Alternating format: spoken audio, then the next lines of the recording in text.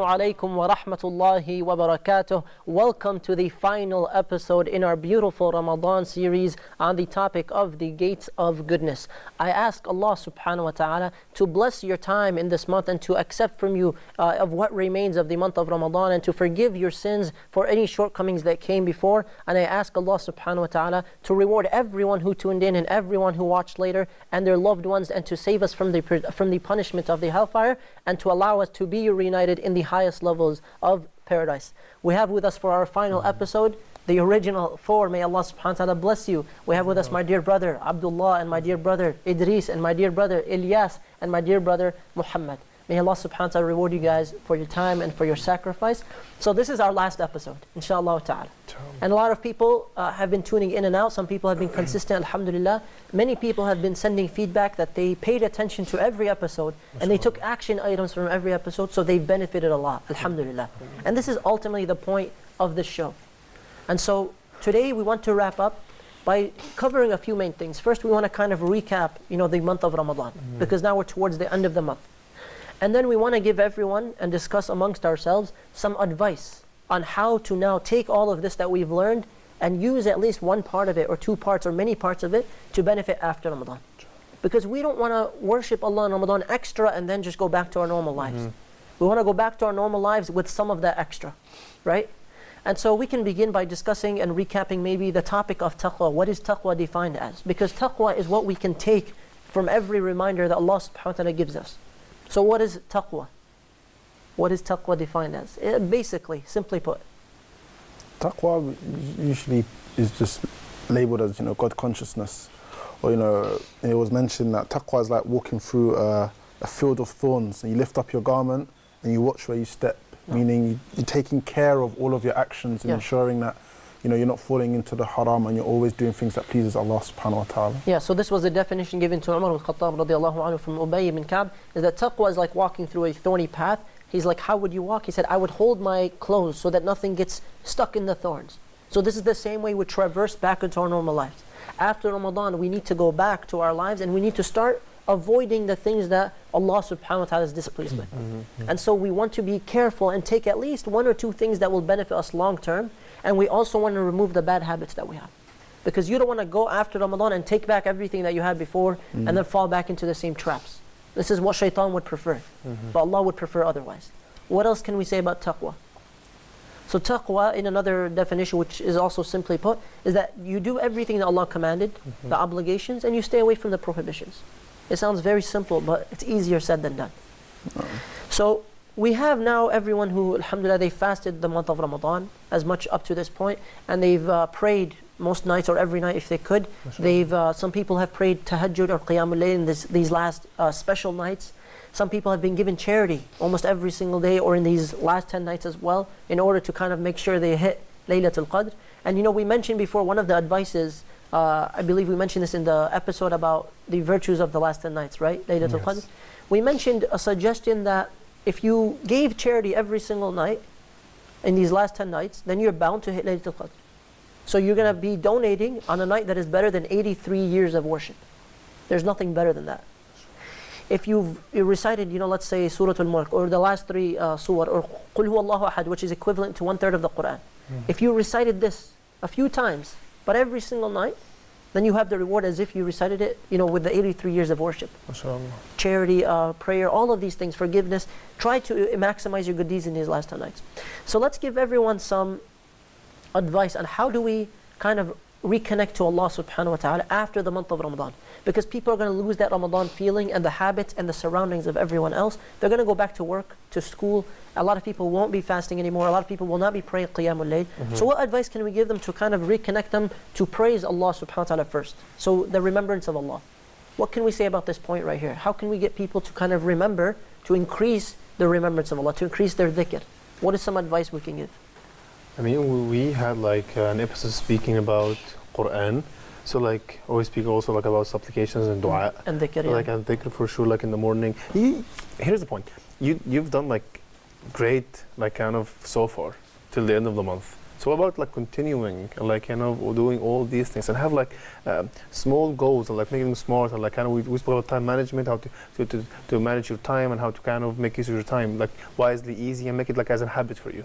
Absolutely. Like dua and dhikr, all these things. Barakallahu feek. And one thing I want to add to this, and this is something that everyone should really pay attention to, is that if you were able to do this well, you said some people did well, throughout Ramadan, this is proof that you're able to do it. Yes. Right?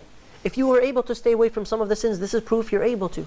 And even if you fell into sins, you still are able to get away from them. But the fact that you did extra things and you fasted for as many days as possible and you prayed Qiyamul Layl and Tahajjud and Taraweeh, it's proof to yourself that you're able to do it. So why not take this for the rest of the year, right? What else can we add to this point of remembrance? I would say we've had a lot of action items during the show, and a lot of it is based on very small things. No. Very, very small.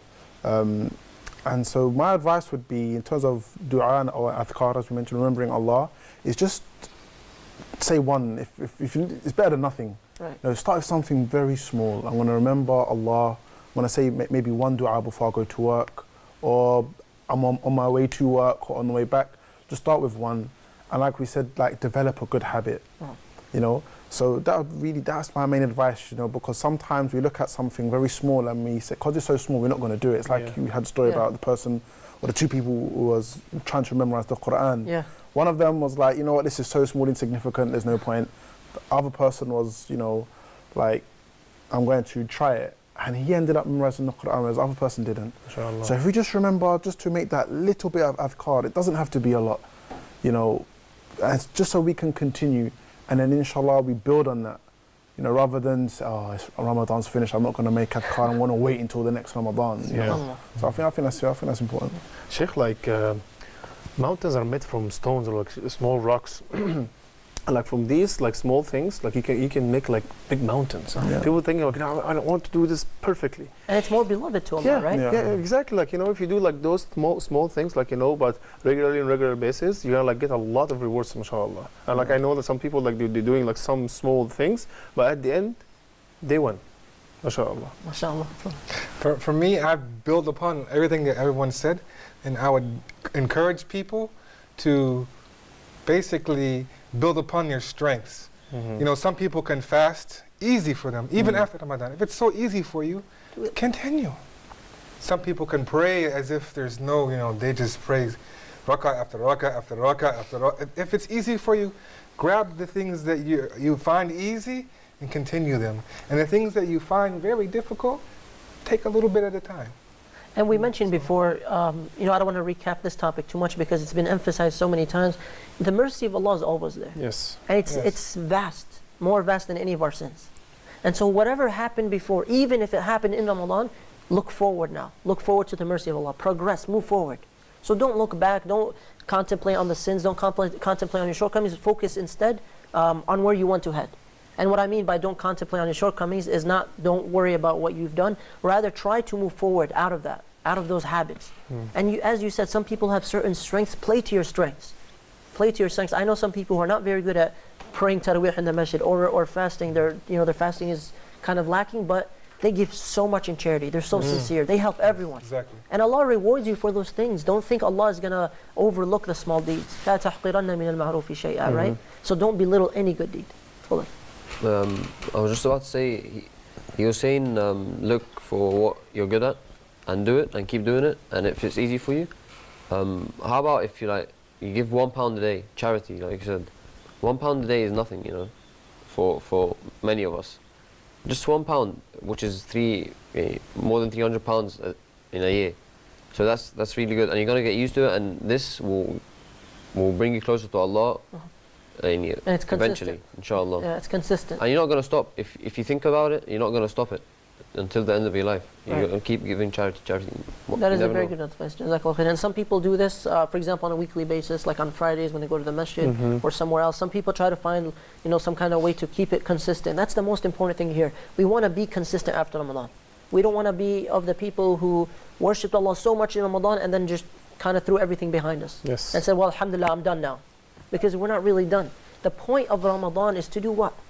Increase our taqwa. It's to gain taqwa. And that's why we started by talking about taqwa. The point of Ramadan is to get us closer to Allah. The point of Ramadan is to get us to feel for the poor. The point of Ramadan is to make us better people. The point of Ramadan is to allow us to leave bad things behind. The point of Ramadan is to show us more of the mercy of Allah, the doors of paradise, the gates of paradise, the gates of goodness, and to work towards those. And so these are the things that we want to take with us afterwards. And you know what? For some people, it's easier than others. You know, a lot of Muslims will hear, take something after Ramadan, but they don't know what to do next. So what we're saying is make an action plan. If you're really sincere about it, write down some things and take action. Change some things in your life. Do some new things. Change some old things. So do something that's quantifiable, something that's measurable. Now let's talk about this issue of Ramadan being accepted or not. How do we know? What are some signs of the acceptance of Ramadan? What are some signs? Yeah. Sheikh, I heard or I read like before that if you keep like doing what you were doing like the whole month, your Ramadan is accepted or something like. So like Taraweeh, 8 rak'ahs and Taraweeh, like fasting reading every some of the day? Quran, maybe fasting, maybe like dua, dhikr, like being nice, like remembering Allah subhanahu wa ta'ala, the things like you were doing like during Ramadan, you continue some of them or you continue them. I read this, I Yeah. don't know, maybe you can testify this. So yeah, so one of the things that some scholars say is that you'll take something that you were doing in Ramadan and add it to the rest of your life. So imagine every year you upgraded, let's say just one action thing, one action item.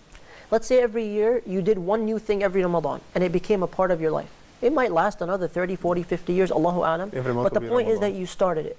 So let's say someone starts, after this Ramadan, they start praying 2 rak'ahs, Qiyamul Layl, just before they sleep, Inshallah. which is easier than waking up, right?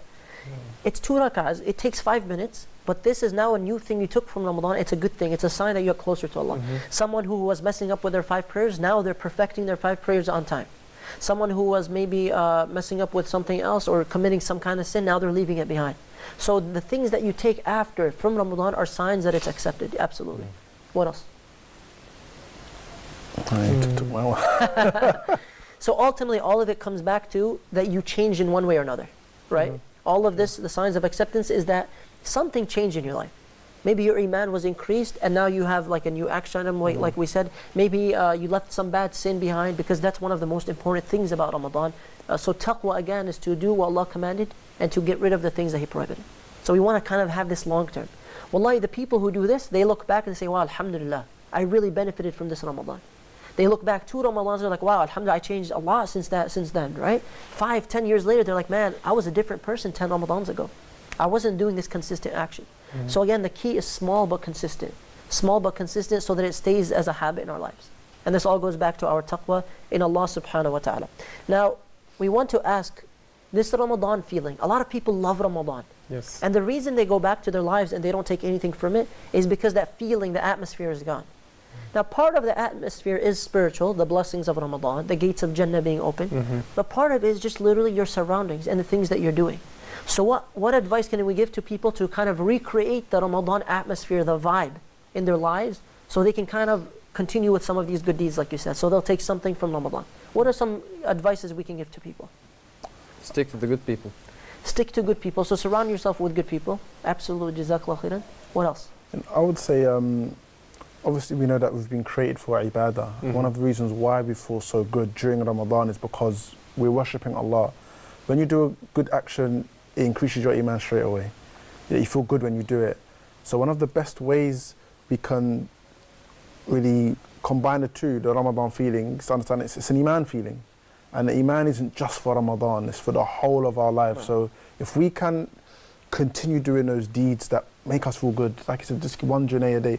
Sometimes it might seem like nothing when you give 1 Junaid, but when you see, like, the feeling you get when you give charity, or the feeling when you get when you actually do a good deed, like it uplifts you.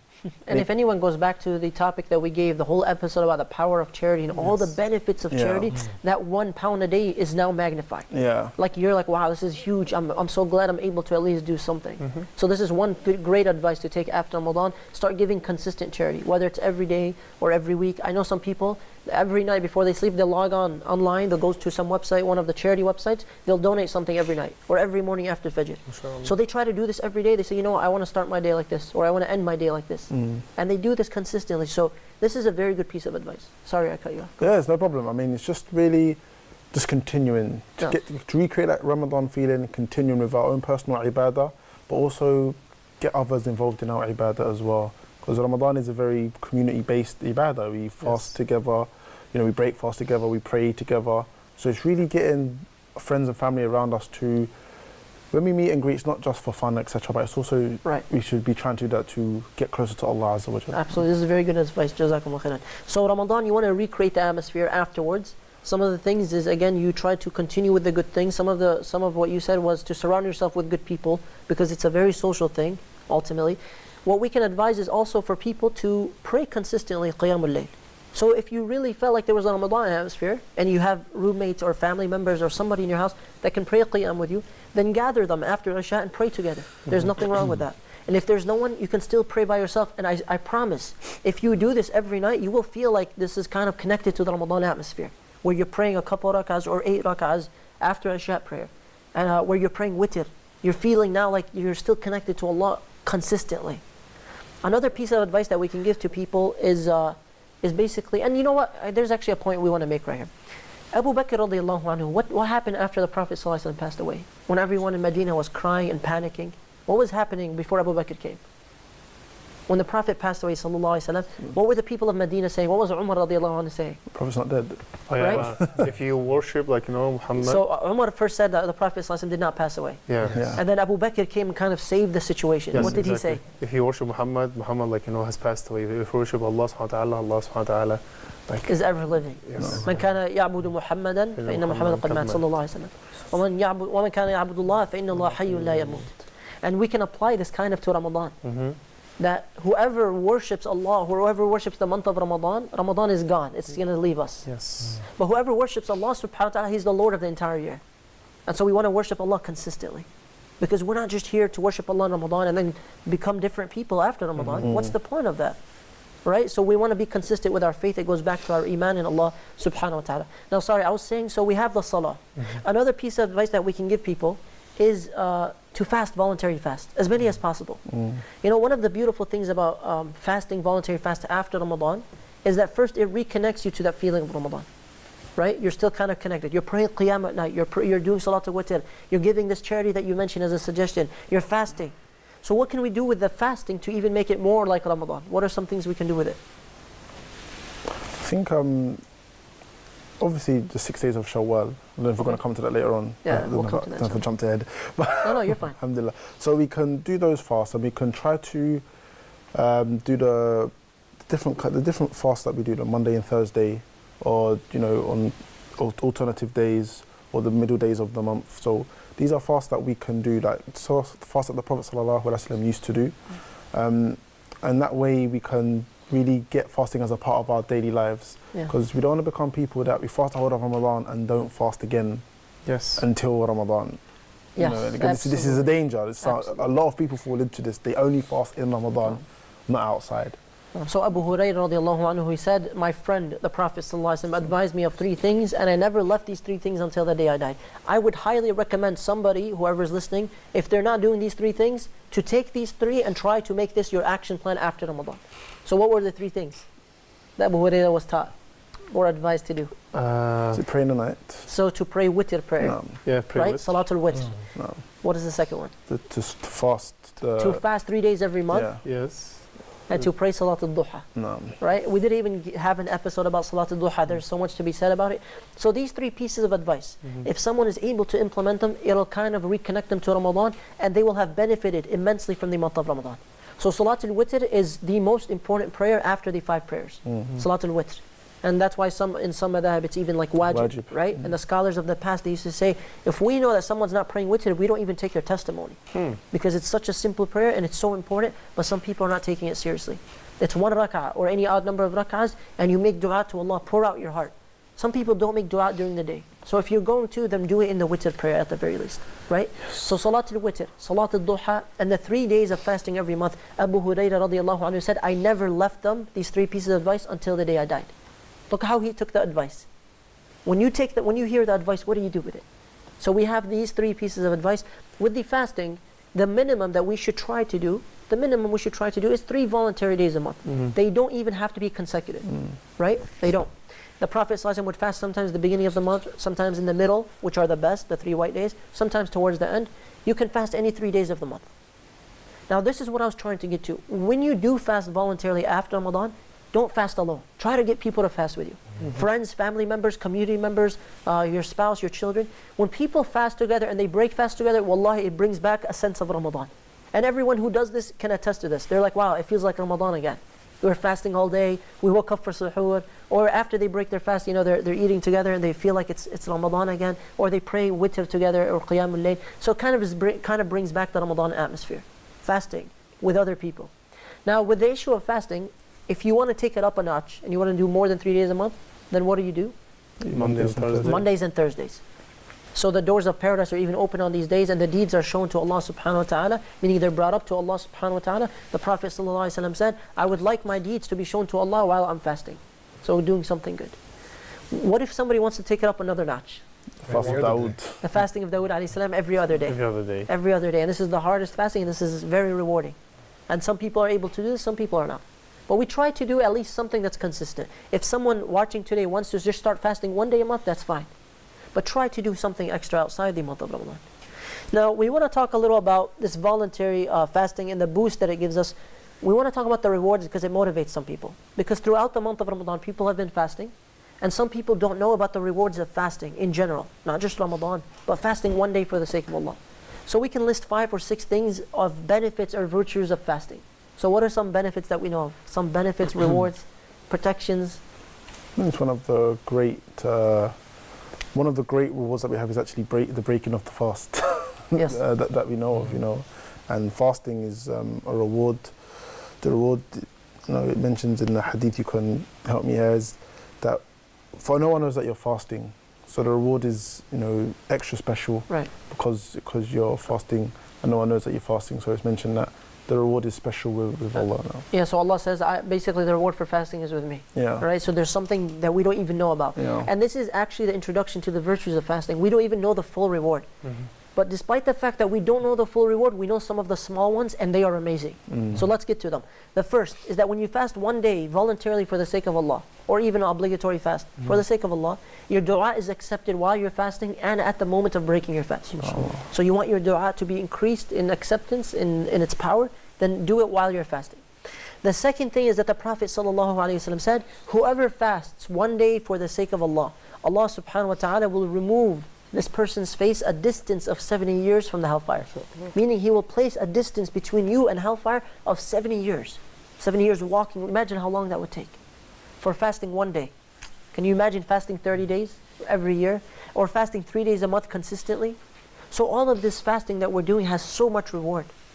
And there's even other fasts that we might not get a chance to talk about, such as Dhul Hijjah, fasting the day of Arafah, which is the reward that your sins are forgiven for an entire year, the day of Ashura. So all of these things are magnificent in the sight of Allah. Your face will be protected from the hellfire, a 70-year distance of walking. The third hadith is that the Prophet ﷺ said, and this hadith a lot of people never heard before, whoever fasts 1 day seeking the pleasure of Allah subhanahu wa ta'ala, if that is the last day of his life, he will enter paradise. If you die while you're fasting, the Prophet ﷺ is saying you will enter paradise. And this is an authentic hadith reported by Imam Ahmad and others. The fourth virtue is that fasting will come on the Day of Judgment and it will shield you and protect you and intercede for you. Right? So fasting will say, oh Allah, I prevented this person from food and physical desires during the day, so let me intercede for him. On the most important day of our existence, Siyam will come and basically battle it out for you. Take care of some of your sins, some of the heat that's coming towards you. The fifth is that, as we know, it's a sunnah to fast 3 days a month, or to fast Monday, Thursday, to fast every other day. So all of this is also a reward because you're following the sunnah of Rasulullah sallallahu alaihi wasallam. And the sixth that we'll mention inshallah ta'ala before we go to report is that fasting is a pragmatic way. It's one of the best ways to become a better person, self-discipline. Because when you fast all day, at the end of the day you look back, you say, you know what, I can do it. I can stay away from the sins. I can stay away from the things that I was doing before. I can stay away from food and drink. Meaning I have some self-control. So apply that self-control to other areas of life. You can do so much if you really wanted to. All of us have potential. Every human being has potential. The problem is we don't really tap into that potential. We don't really maximize. Because if somebody more productive than you came into your life and took over your life, they might be able to do a lot more with what you have than what you're doing. And this is a good way to think about it. That what am I doing with what Allah has given me? Can I do more? And absolutely we can. So fasting is one of the best ways to also lead us to gratitude, to appreciation for the things that we have. One of the best ways to get closer to Allah subhanahu wa ta'ala, because when people are fasting, they tend to be doing more ibadah. more dhikr, more remembrance of Allah, because the body becomes weak, but the soul now becomes magnified. So we ask Allah subhanahu wa ta'ala to grant us the rewards of fasting, to grant us the reward of the month of Ramadan, and to benefit us after the month of Ramadan. We are going to a Ramadan report, inshallah ta'ala. When we come back, we will conclude our final episode, inshallah. Stick around, we'll be right back. Assalamu alaikum wa rahmatullahi wa barakatuh.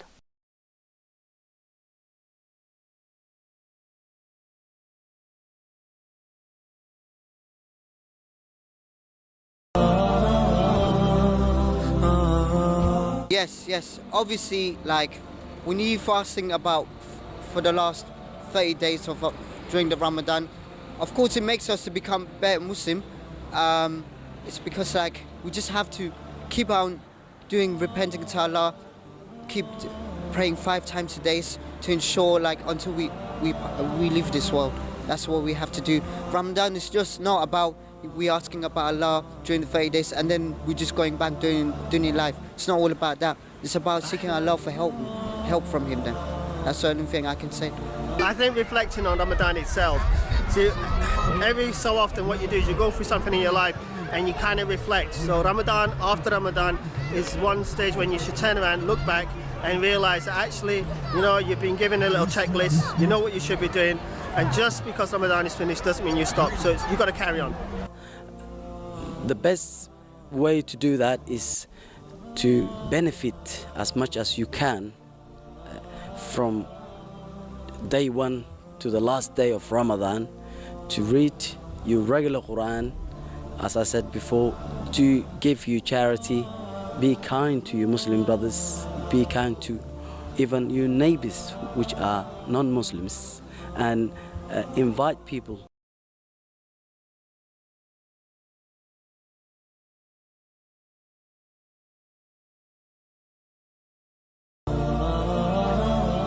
Assalamu alaikum wa rahmatullah. Welcome back from the Ramadan report. We ask Allah subhanahu wa ta'ala to bless our brothers and sisters all over the world, to accept our deeds in this blessed month, and to allow us to continue with the good things that we're doing after the month of Ramadan. May Allah subhanahu wa ta'ala reward our guests as well. So we were talking about some of the action items we can take in order to really benefit from the month of Ramadan.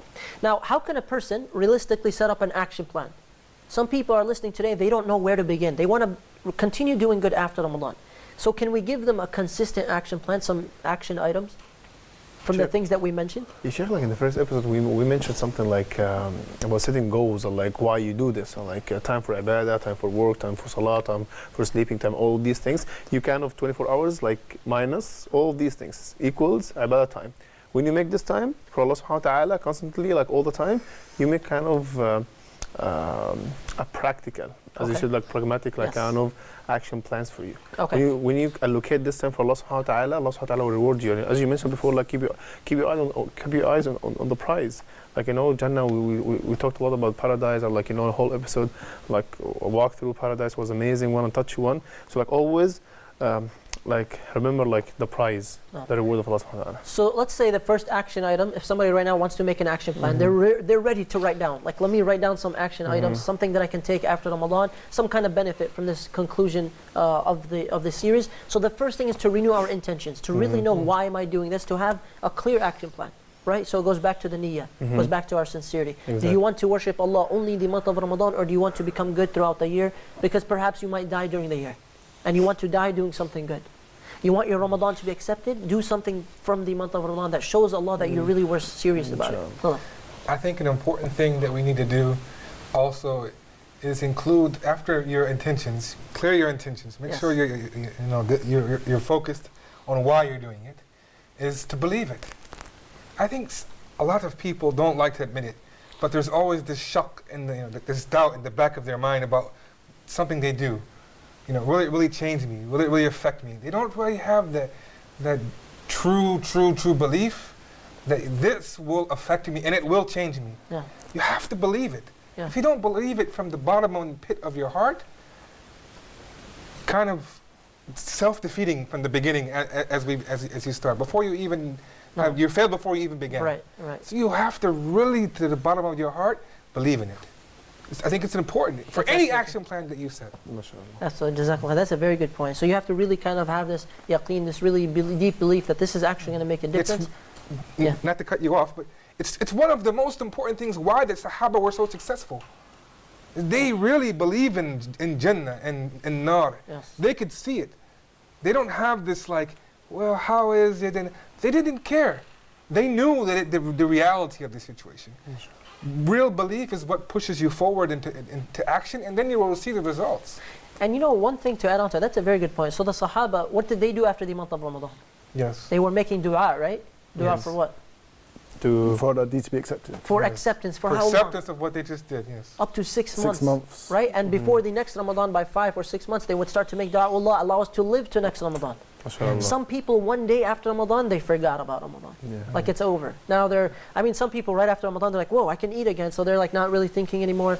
They're not praying qiyam anymore. They're not going to the masjid for jama'ah anymore. They're not fasting anymore. So kind of everything, they left it back in Ramadan. So try to take something with you. And this comes back from real belief. Real deep belief that this is going to benefit you in the dunya and especially on the Day of Judgment. And so the Sahaba would make dua. One thing we can add to the action item is make dua that Allah accepts your Ramadan for as long as you can remember.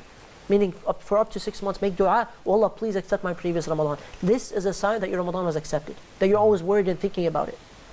Another action item, we mentioned some of them today, another action item is to try now to do consistent qiyam or tahajjud. Either 2 rak'ahs or 4 or 8, whatever you're able to do. At least try to do a couple rak'ahs a night. Wallahi, we had an entire episode about the salah. It will change your life. And Allah will start to accept more of you right in front of you as you see it. And you'll change, your tranquility will increase, your happiness will increase, the blessings will come to you from all sources you cannot even imagine. So qiyam is the third action item for them. And just to move in and stick a point in between there is that you also ask Allah to help you. Yes. If you Dua. if you feel like I don't know how I'm going to do this, how can I continue? How can I connect and carry on? Allah is the one who gives you the ability to do it in the first place. Absolutely. Have your where's your tawakkul? Do your part, of course, but make your dua, believe in it, and ask Allah to make it easy for you, to help you. Absolutely. Don't feel like it's all on your shoulders. Right. Allah is the one who does it for us. Right. Allah helps us with it. Allah makes it easier for us, especially when there's sincerity. So it goes back to the heart, it goes back to the dua, it goes back to our efforts. All of these combined will provide something great, inshallah ta'ala. So again, part of the action item, we have the salah and we have the dua. So you make dua, but I want to add something to the dua, which is one of the action items we should all take from Ramadan, is dua that should be increased constantly. More time for you and Allah subhanahu wa ta'ala, like alone time. Some people every day, they'll go take 5-10 minutes alone, not in salah, outside of salah.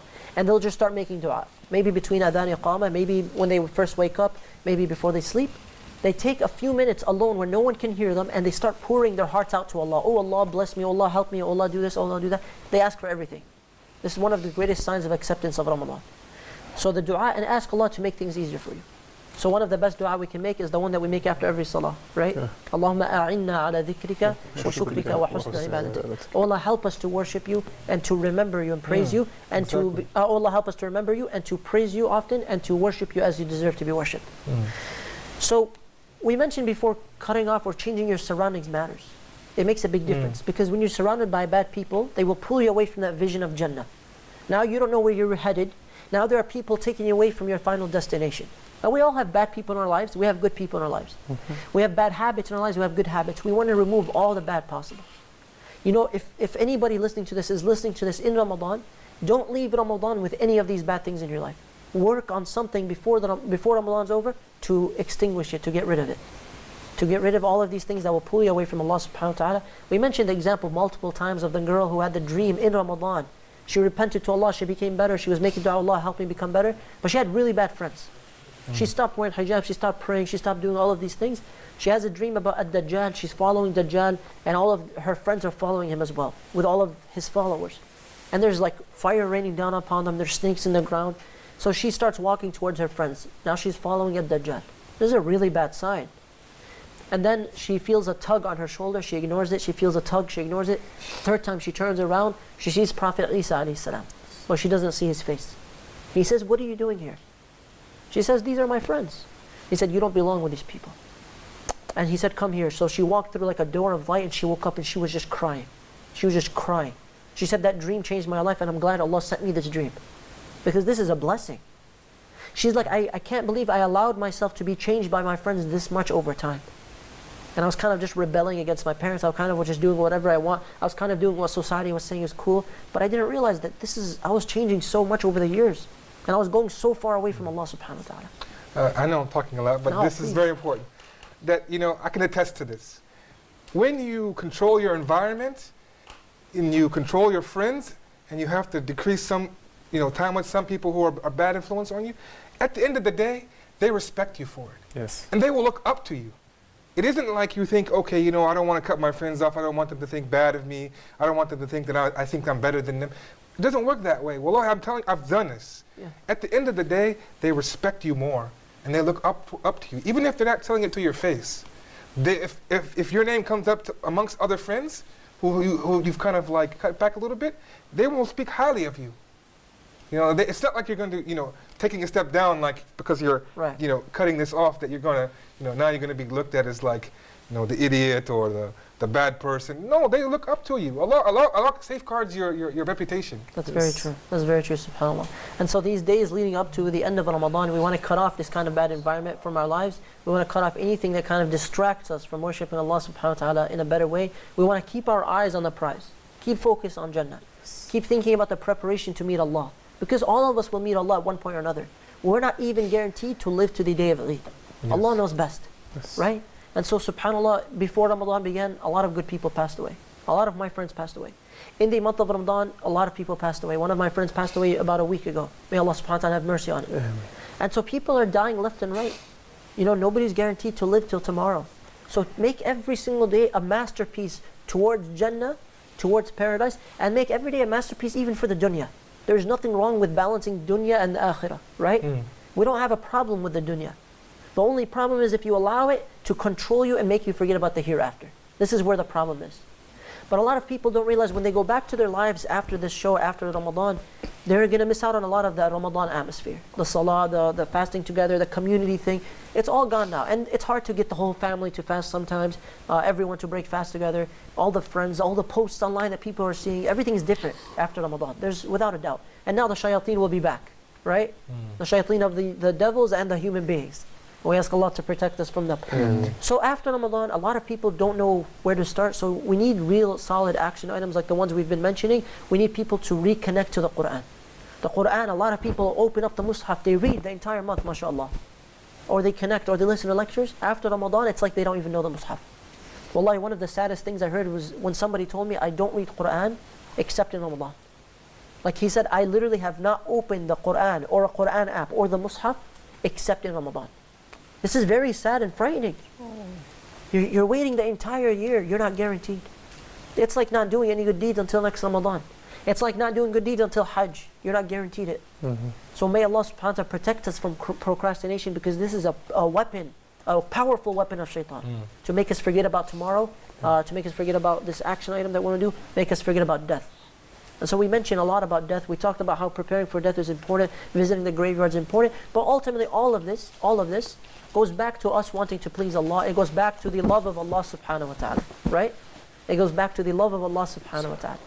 So this is what I want to kind of get to right now. The day of Eid is close, right? The day of Eid is close. And some people are just not aware. And so the day of Eid is close, and people don't realize that so much will change on this day. And although many people will be suffering around the world, we still want to be happy on this day, right? We want to do all of the things that Allah allowed, all the happy, fun things. You can celebrate as much as you want within, boundaries, halal celebration. So the day of Eid is coming. How can we balance the end of Ramadan, that feeling, and the beginning of Eid? How can we tell people to balance between these two together? I would say, just on this point, Eid, it's a great time, it's a fun time. Everyone loves Eid. We need to make Eid special for ourselves and our families. We've got to make sure the children look forward to it, but also us as adults, it's something we should look forward to as well. But really for the young guys, maybe teenagers, late teenagers, I would say that don't make Eid a time where you just do haram. Yeah. A lot of Muslims die on Eid, unfortunately, involved in haram. No. And they order limo and crash. It's a lot of it happens, It's very sad. I know someone close to me who actually died on Eid as well.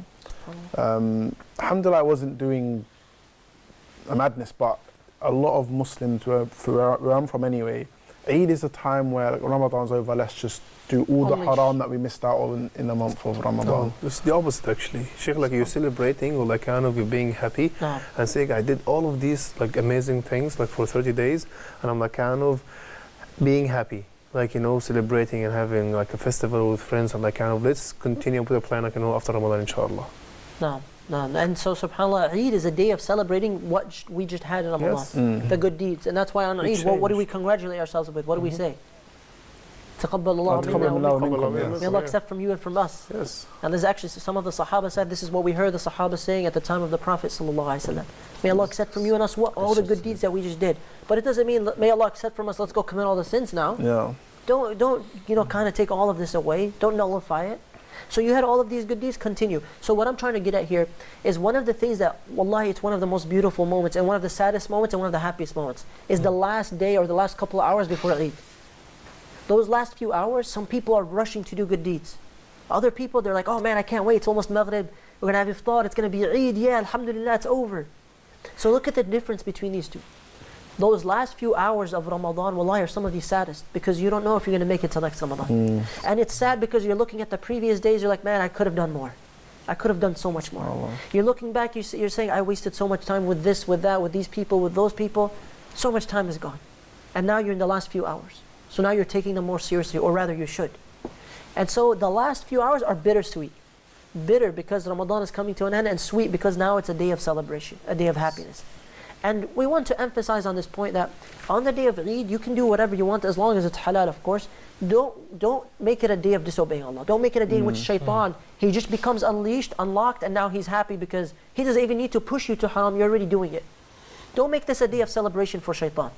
Make this a day of celebration for the Muslims, those who really believe in Allah. They took something from Ramadan. Yes. I just want to add sort of what Ilyas said, is that there's so many, halal things you can do, Yeah. and mubah things that you can do are fun on Eid. Right. Why do you have to get involved in the small amount that's haram?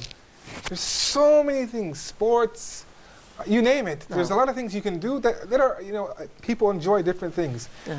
Don't get involved in the small things that are, you're going to regret it. Involved, there's so much you can do. Don't involve yourself in these bad things. Yeah, subhanAllah. Muhammad? What was I supposed to say? I mean, So basically, they said everything. MashaAllah. You guys covered everything. I'm sorry, guys. So basically, on the day of Eid, a lot of people are trying to have fun, but they're choosing the wrong things. There's a lot of good things people can do, and in every country it's different. In some countries, like I heard recently from some really, really good friends, mashallah, that they go to the beach, on the second day of Eid, but it's in a country where it's not like a bad place. Yes. Whereas I'm from the United States, right? The beaches there are horrible. Right, so it depends on where you are, but ultimately, on the second day of Eid, they find something fun to do, a way to be happy, but still they're not disobeying Allah. And one of the most important things, I think, in my perspective, the people who come to Fajr every day in Ramadan, try to come to Fajr on the day of Eid, on the morning of Eid. A lot of people don't do this, especially in the United States. Wallahi, one of the scholars said this. He said the masajid, the mosque, they start to cry after Ramadan's over because they're empty now. They no longer see all these people praying. They no longer hear these people making, dhikr, reciting Quran, crying in dua. It's gone. It's very, very, very, very, very minimal now. So try as much as possible on the night of Eid to go to the masjid as well. On the morning of Eid, Fajr, go to the masjid as well. The takbir that everyone's doing, join it, be a part of it. Giving the gift to other people is a very big part of Eid. Tahadu, tahabu. So having this, all of this is a good way to start our Shawwal, our next month of Shawwal. We know that there's the fasting of 6 days, but we're not allowed to fast on the day of Eid. This is how much of an important day it is to celebrate. You're not even supposed to really be sad on this day. Despite the fact that our brothers and sisters are suffering around the world, even them, on this day, in the refugee camps and other places, they're celebrating Eid. So try to celebrate the day of Eid, try to make a joyous occasion, and ask Allah to accept your Ramadan for as long as possible. For as long as possible. Now, one of the things we want to take from Ramadan as well is forgiveness. For ourselves, from Allah, and forgiving other people. Right? So we want Allah to forgive us. We want to forgive ourselves for our shortcomings. So don't keep clinging on to the past. And we want to forgive the people who wronged us. A lot of people, they don't speak to family members. They're cut off. A lot of people don't speak to friends, relatives, uncles, aunts, cousins. What advice can we give to these people before Ramadan comes to an end about forgiveness? And of course, we spoke about this in, at length with the dissolving grudges episode. But ultimately, we want to remind people before Eid comes, kind of empty your heart out. Empty your heart out. How can we get people to reconnect to family? What's an advice we can give people? I mean, forgiving family members or forgiving anyone is very important. Generally, you know, our deeds aren't accepted if we hold grudges, and you know, we're doing all of this ibadah for Ramadan. If we have grudges and we're not talking with family members, then are our deeds even going to be accepted? Yeah. Don't want to work all that hard and then come the day of judgment and there's nothing there. You know, so we need to make sure that we're having that connection. But also, alhamdulillah, I'm over here in Egypt with my children, etc. The rest of my family's back in UK, so I have to things like WhatsApp, like always messaging, how are you, and it's a good way of building connections, actually building ties, actually, because I don't get to see them. That aspect of my life is completely gone. So inshallah we can use the tools that we have in order to keep those family ties, inshallah. Inshallah, that's actually very good advice. Jazakallah khairan. So that's actually something we're going to bring up, which is take advantage and plan before even Eid gets here. Plan who you're going to reach out to, how many people, what you're going to do, so that you're sending all these things out on the night of Eid or the morning of Eid or after Salatul Eid. Yes. All these people, you're just saying, you know, whatever, you know, we get all these Eid messages, right? Yes. I don't know if you guys do this here in Egypt, but in the United States, we get like 30, 40 messages from all these different people, Eid Mubarak, and some of them try to make it look generic, some of them try to make it look like they just sent it to you. Like, Assalamu alaikum, I haven't seen you in a while, the last time I saw you was very short, and I'm like, oh, are they talking to me? Or is this to everyone? Yeah. But subhanAllah, these Eid messages are an amazing thing. And it's even better to kind of make it personal. It is better. So if you can do this with certain family members, like you said, first comes the family. Reach out to family members. Reach out to people who wronged you. Yes. And reach out to people that you've wronged, especially the people you've wronged. Reach out to them, just say something simple. Something very simple. Make dua for them. Eid Mubarak, may Allah bless this day for you. May He accept your deeds for the last month. Make it a joyous occasion. Make it a happy occasion. You know, some people, they carry a lot of change with them, or a lot of cash with them, like small amounts, so they can pass out to the kids on Eid. A lot of people carry candy, a lot of people carry toys. They just distribute it. Make it a fun day, make it a happy day, because this is a day that Allah wants us to celebrate. Sheikh was saying that make Eid like as a Eid is a great chance for you. Seriously, if I'm wronging someone wronged me, we don't talk, something like we hold grudge for each other. Like, you can have Eid as an excuse or something, like to be closer back to them, to get back to them, and like be a friend with them again, to kind of fix this kind of bad things happen between you, like, you know, and your this friend, for example. Subhanallah, that's a very, very good example. Muhammad? I think there's a really nice way to celebrate with Eid. In Eid, instead of celebrating, like he said, everyone's doing haram and what they're doing, but how about giving someone that's poor, give him money and make him happy. Making him happy will make you happy in Eid. So you're celebrating by doing a good deed as well. And that's actually a charity, it's a sadaqah. Exactly. To anyone. It's a sadaqah to give charity on it. Even your own family, when you give them money, it's a sadaqah. And especially in Eid, it's going to make him happy. If it, you know? And the people who are with their families, or they can somehow reach their families on this day, or if their parents are alive and with them, may Allah protect them, preserve them, reach out to them, give them a gift. There's nothing wrong with that. Some people expect their parents or their uncles or their aunts. You can give gifts as well. Make it a day of joyous occasion, yeah. Okay, and just to sum it up, if everything that we've said doesn't inspire you to want to, you know, keep the ties of your family and friends, just remember that forgiveness and doing this is a trait of a person of paradise. Exactly. I mean, the guy who we talked about, the story about, just to make it short, you know, they said every day the Prophet said he'd come in, he's a man of paradise. No.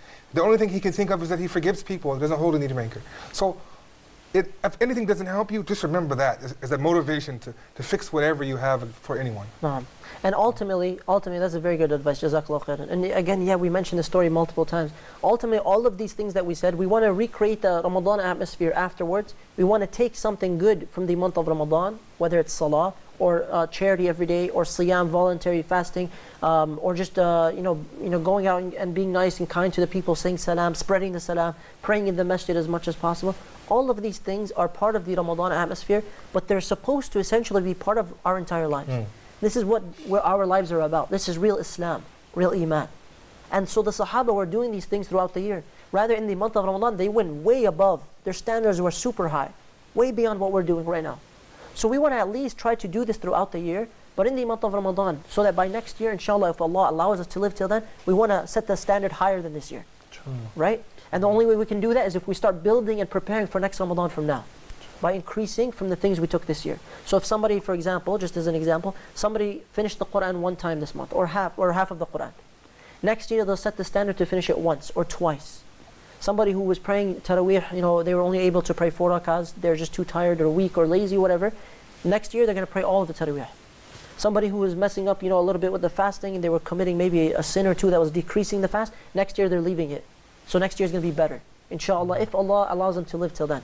So all of these things, again, we want to do them so that we will end up earning the pleasure of Allah, the mercy of Allah, which is always available to us until the moment of death. Meaning, you have to walk through the door of Tawbah.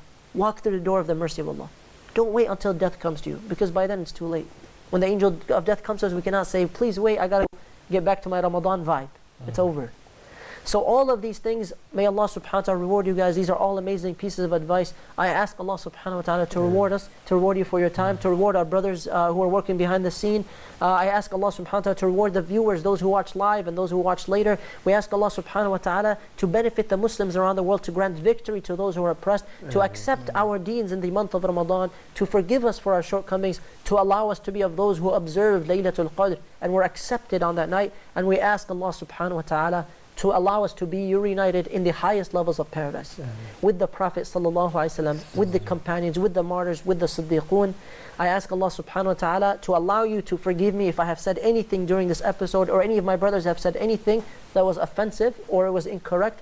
And I ask Allah subhanahu wa ta'ala to reward us for our time and to accept our deeds and to accept this show as a form of remembrance of Allah subhanahu wa ta'ala. I want to leave you with the reminder of Ibn al-Jawzi rahimahullah and a hadith of the Prophet sallallahu alaihi wasallam.